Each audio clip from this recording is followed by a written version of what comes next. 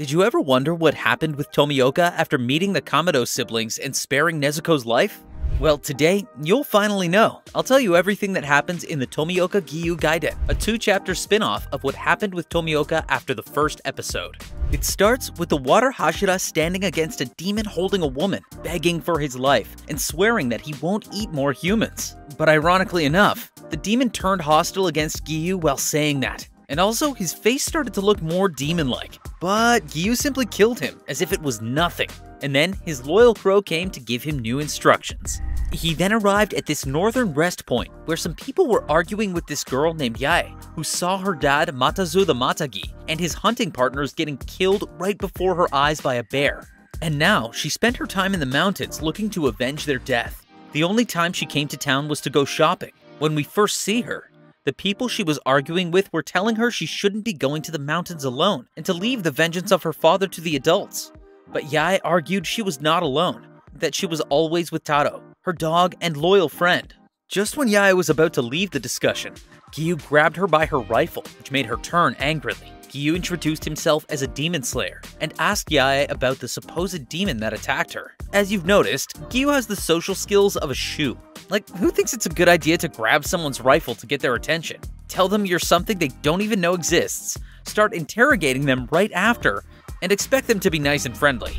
Of course, this caught people's attention, and they started asking Giyu if he was a policeman or something because they hadn't heard of anything like demon slayers in their lives. People began wondering if they should call the police on this weird man until someone remembered that a man with a half-and-half Haori, just like Giyu's, was suspected of killing Tanjiro's family.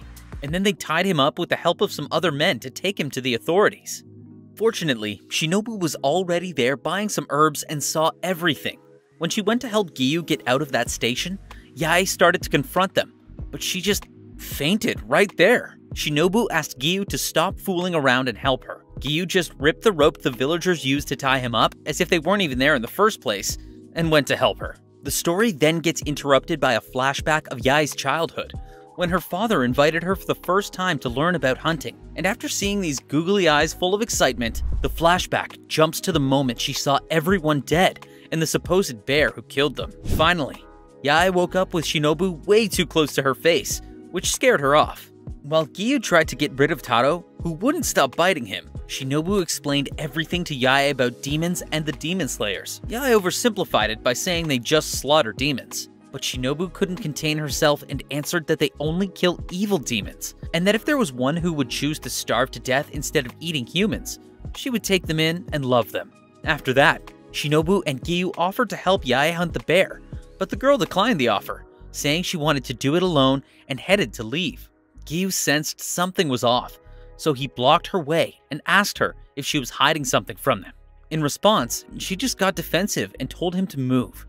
But before letting her go, he had told her that he had never seen a demon turning back into a human, still feeling she was hiding something. Yae didn't say a word and simply left. Of course, the Hashira followed her into the mountains despite what she said. While Yae and Taro were on their journey in the freezing mountain, we come across another flashback. This time, Yae's father was teaching her she shouldn't waste any of the resources a bear can provide to humans, such as oil, meat, and skin innards, calling the bears the blessing of the mountains. He told her that the Matagi live off what the mountain gives them, and finished by telling her, "Because we kill, we have to live." A phrase that ever since lived rent-free in Yae's mind.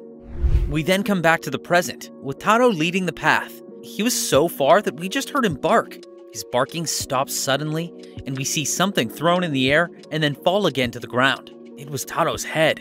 Yae then looked around and saw something moving in the distance.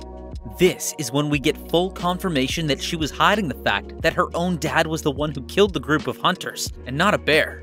Yae just watched as her father ate the flesh of Taro's corpse, and she couldn't stop thinking about Giyu's words about not having seen any demon turn back into a human before.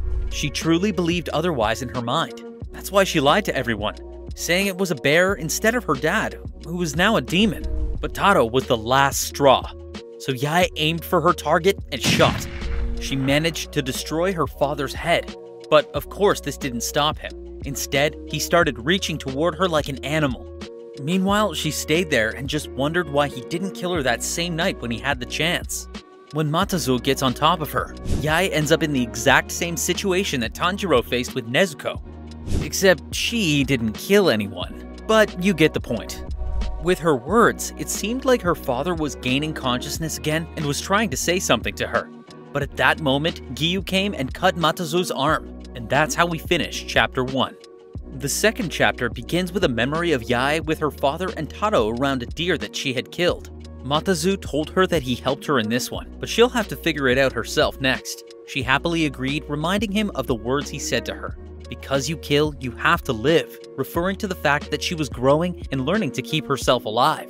Coming back to the current situation, Yae was a little bit in shock. Meanwhile, Giyu stood against Matazu and Shinobu stayed with Yae. She tried to stop Giyu from killing her dad, but he insisted that she should accept the fact that he was not her father anymore, but a monster. Giyu finally cut off his head, and with his last breath, Matazu mumbled something that Giyu apparently heard. Just when the Hashira thought it was finally over, they noticed that Yae was trying to point her rifle toward her head, but Shinobu managed to stop her before she could pull the trigger. Yae just broke down, telling Giyu and Shinobu that she had lost everything and that they didn't understand what she was going through. At that moment, Giyu told Yae what her father said before dying, "Live," and added that it was probably meant for her. She didn't really understand what he was talking about and just kept being defensive. Shinobu tried to console her by telling her that she must bear with her feelings so she could go through this just like they could when they had to. Finally, the two Hashira disappeared. She managed to stand up and go to a cornfield. There, she noticed that her father's blood had hardened in the rifle's trigger, making it difficult to pull, keeping her alive. And this is when her father's last words clicked in Yae's head. "Live, because we kill." So she started to cry again, now understanding everything. After that, we get another flashback, but this time it's from Giyu's memory. We see Urokodaki way back when he was still training Giyu. He was telling him that if he wanted to become a pillar, he must learn to keep his heart steady and calm like the water's reflection. Coming back to reality, Shinobu told him that he had changed, that she had thought he was cold to the bone, but noticed he was worried for Yae in his own way, and asked him if anything had happened that made him change. He could only think of his encounter with Tanjiro and Nezuko, and wondered if he had made the right choice back there. But then he recognized that Nezuko was different, and that she hadn't eaten anyone, and wouldn't do so. Finally, he answered Shinobu that even if something had happened, his heart wouldn't waver, affirming that was how they didn't forget who they wield their swords for, and that, as pillars, they must be the biggest supporters and example of this. Shinobu just replied that his answer was quite befuddling, but that she'll take it since he seemed to be living a hard life. And the chapter ends in a happy tone once Giyu's salmon daikon was ready, and Giyu smiled. Sadly, we can't see his smile, but Shinobu and even the cook make a whole scene about it, and that's how we get to the end. Do you think something changed in Giyu's heart despite insisting otherwise? Let me know what you think about this story in the comments section. Don't forget to like if you enjoyed this video, and subscribe for more Demon Slayer side stories, facts, details, rankings, and more. Thank you for watching. I'll see you in the next one.